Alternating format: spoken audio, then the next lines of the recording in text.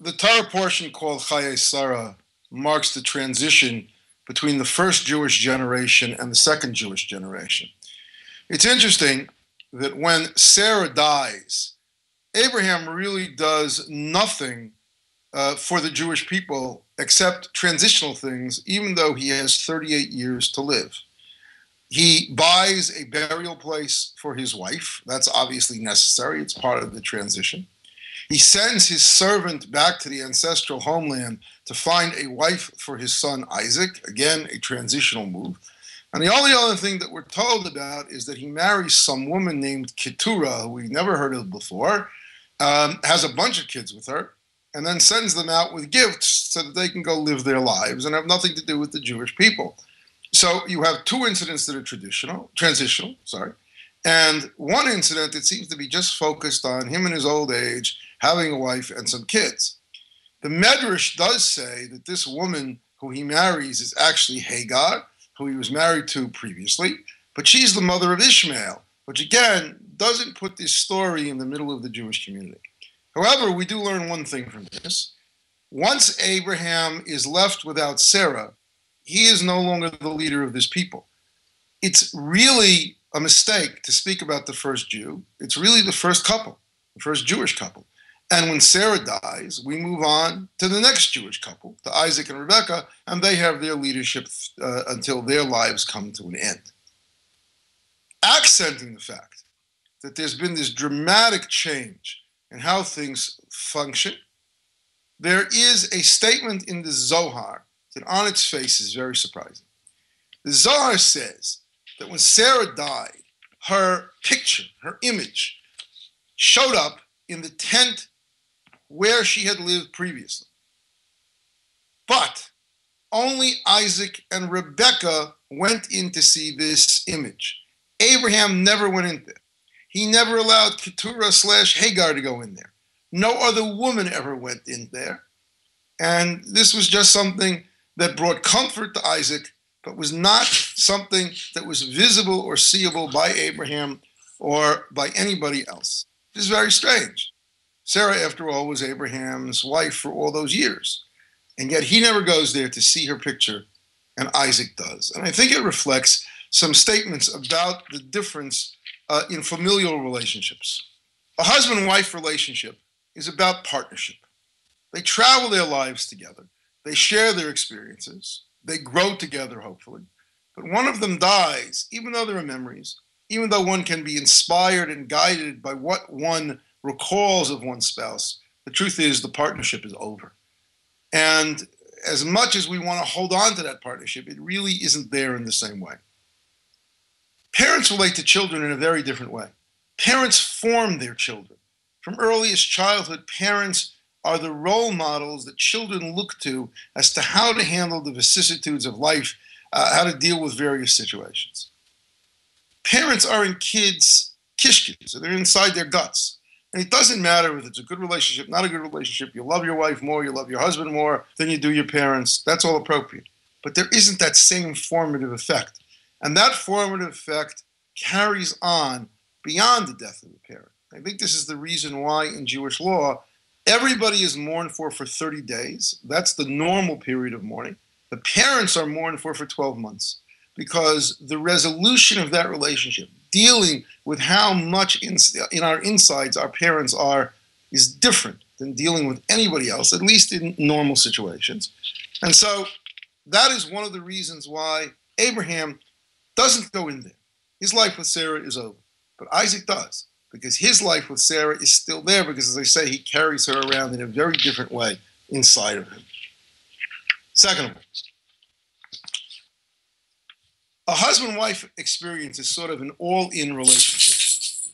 Your emotional connection, the family that you build, the life that you build together, is kind of total from minute one, hopefully all the way through the entire time that both partners are alive. That's very different than what happens with a parent. The exercise of parenting is an exercise in backing up. Every single day, parents have to leave more room for their kids. It's often phrased as we give our kids roots and wings, and the wings part is often the harder thing because you have to leave room for them. You don't parent the same way when you have a 2-year-old as when you have a 6-year-old or a 10-year-old or a 25-year-old. Every day, virtually, you back up. You leave more room. When a spouse dies, this all-in relationship can continue in some sense, but again, it's over. There isn't that same give and take.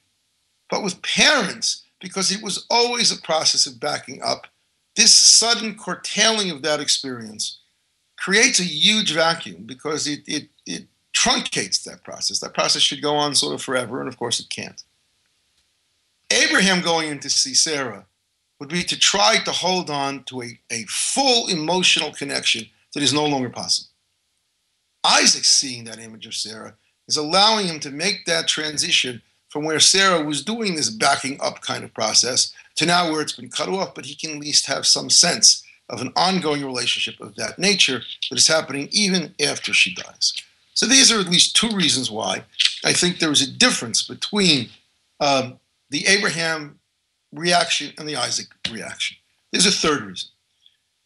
The Zohar makes a point that Abraham will not bring Hagar into this tent to see the picture. When you're talking about a marriage relationship, it is possible to have serial marriages that are all positive experiences.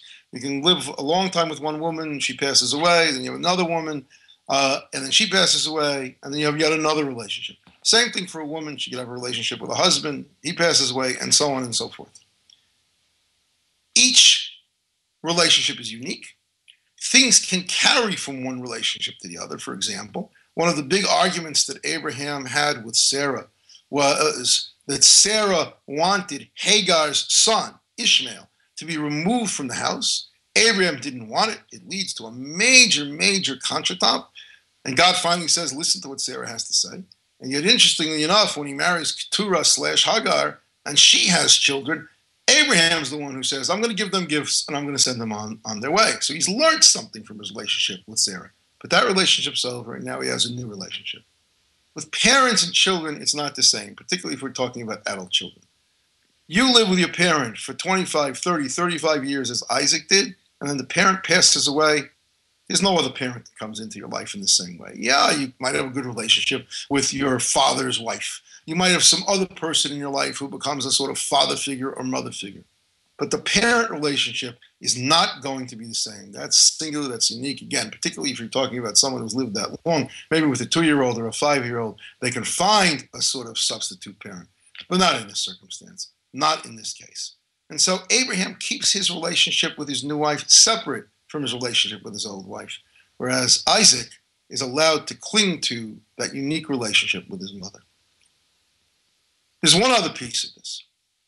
If you look at the Bible, it tells us that after Isaac was comforted from the death of his mother by bringing his new wife Rebekah into his tent, which is the verse in which the Zohar says, here we have a hint that in fact this is when the image of Sarah appears in the tent. The very next verse is when Abraham marries this Keturah Hagar woman. And the commentators say that it is because Isaac was now healed from the loss of his mother, as much as one can be, that Abraham now had room to go pursue his life, his new relationship. In fact, if you know circumstances like this, when the surviving spouse marries before there's been this reconciliation among the children, that's often a formula for disaster. But it tells us something else. Isaac's healing was a necessary step for Abraham. This is emphasizing a change in the relationship that occurs as children get older. When we're young, our parents take care of us. We know as they get older, we have to begin taking care of them. The roles reverse. We sort of become the parents. They sort of become the children, even while we have to maintain respect for them as parents. With the death of a spouse and the remarriage of Abraham, Isaac takes on that role, because it's only by his reconciling himself to the death of his mother, even with the picture on the wall of the tent, that Abraham has the room to be able to go on with his life. And so Isaac has become sort of the caretaker of Abraham. It's a transitional portion. We learned first that the Jewish community was husband and wife. It's really not first Jew, it's first family. When the wife dies, that generation is over, new generation begins. But in that context, we learn a lot about how interpersonal relationships can and should work within a family. There is a difference between the way a parent expresses love to a child and the way spouses express love. There's a difference in the journey of spouses and the relationship of parents as they back up and away from their children.